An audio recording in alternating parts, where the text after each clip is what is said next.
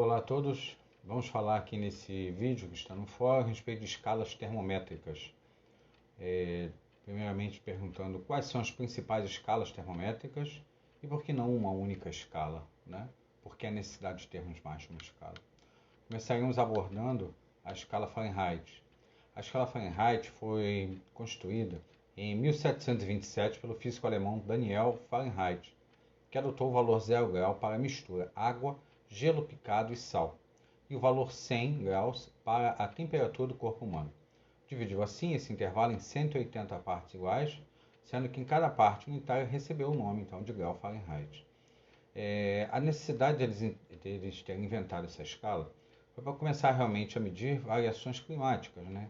E principalmente tendo o corpo humano como elemento que fizesse parte dessa escala, né? Conforme descrito aqui embaixo. Sua principal aplicação seria facilitar cálculo para temperaturas ambientais, pois em países de clima frio, a maioria dos valores climáticos seriam expressados de forma positiva, o que facilitaria, por exemplo, a compreensão por camponeses, preocupados com a previsão do tempo e eventos como a geada. Né? Para proteger o seu campo, eles necessitariam ter essa previsão do tempo e, por serem pessoas mais simples, de pouca instrução, facilitaria não ter que entender números negativos. Né? Aonde seriam expressos números negativos? Aqui nessa próxima escala, escala Celsius.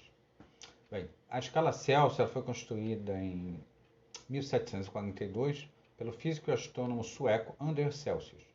Partiu do princípio de dois pontos básicos, conhecido então sobre a temperatura da água, e adotou como 0 grau, né, o valor 0, para o ponto de fusão da água em gelo, e como 100 graus, o ponto de ebulição da água em vapor. Dessa forma, assim, ele dividiu dividiu a escala em 100 partes iguais, correspondendo assim a uma unidade de cada uma dessas unidades em graus Celsius, como foi designado. Bem, ainda por cima, por ser esse intervalo dividido em 100 partes, tornou mais fácil ainda sua manipulação, ela ficou conhecida como escala centesimal, né? Sendo inclusive uma das mais adotadas no mundo atualmente. Temos aqui também a escala Kelvin, né? Que tem um enfoque mais científico, né? E já foi criada no século XIX, 1848, através do conceito de movimento de partículas de um determinado elemento. Por exemplo, esse cientista ele verificou que se existe movimento nas partículas, de átomos numa partícula, é sinal que ela tem temperatura. Né? Esse é um conceito muito difícil até hoje imaginarmos, mas foi um grande avanço científico. Então foi definido o conceito de zero absoluto da matéria, a temperatura de menos 273,15 graus Celsius, usando a Celsius como referência, a uma pressão atmosférica de 0 atm, que em princípio seria o vácuo absoluto.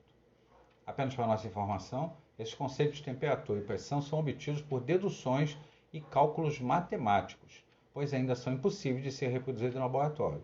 Tanto o vácuo absoluto, né, da pressão atmosférica zero, como essa temperatura de menos 273,15 graus Celsius, um valor muito baixo. Bem, então para que várias escalas? Né? Por que essa necessidade? Observamos aí cada uma delas, né, as suas particularidades.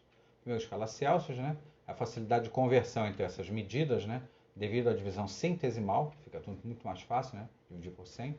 A escala Fahrenheit, que é uma compreensão melhor para expressar temperaturas climáticas e eventos com baixas temperaturas, principalmente para utilizar basicamente valores positivos. Né? E por fim, a escala Kelvin, que é a padronização de processos físicos e químicos, por utilizar conceitos universais para a pesquisa e tendo se tornado dessa forma a escala padrão do Sistema Internacional de Unidades. Essa tabela aqui é uma tabela importante, onde nós veremos a transformação da escala entre as escalas de um dado valor ou de uma dada variação.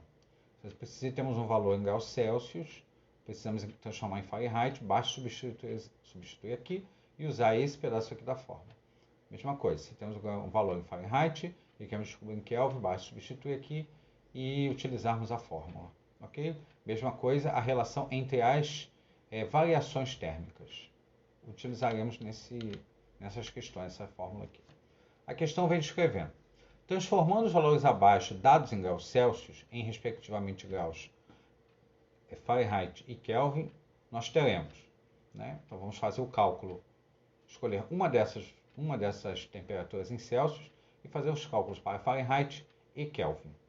Aqui no quadro, na segunda questão diz: são conhecidos os pontos de fusão da água em gelo e da ebulição em vapor, né? Isso é conhecido, respectivamente em Celsius é 0 e 100 graus. E na escala Fahrenheit, respectivamente, os valores são 32 Fahrenheit e 212 Fahrenheit. Entretanto, há apenas um valor, né, que corresponde, é o mesmo valor que corresponde às duas escalas. Que valor é esse? Tem mais uma questão para ser pesquisada. Um valor que seja o mesmo, tanto numa escala como na outra. A mesma expressão numérica. Ok? Para finalizar, na terceira, observamos na experiência química, nós verificamos que existem variações de temperatura, um ΔT, em Celsius, descrito abaixo. Como expressar essa mesma variação em graus Fahrenheit e em graus Kelvin, das seguintes variações. Aqui temos os mesmos valores e aqui vamos calcular isso aqui como se fosse o ΔT, que entraria nessa fórmula aqui embaixo, ok? Devemos calcular e colocar no fórum, perfeito? Aqui um demonstrativo de como funcionam essas escalas, tendo o seu zero e o seu ponto máximo em todas elas, né? Observamos a Celsius, a Fahrenheit e a Kelvin. E aqui como podemos construir uma escala arbitrária. Essa é a questão para mais à frente, ok? Vamos postar então as respostas no fórum. Um bom trabalho para todos e muito obrigado.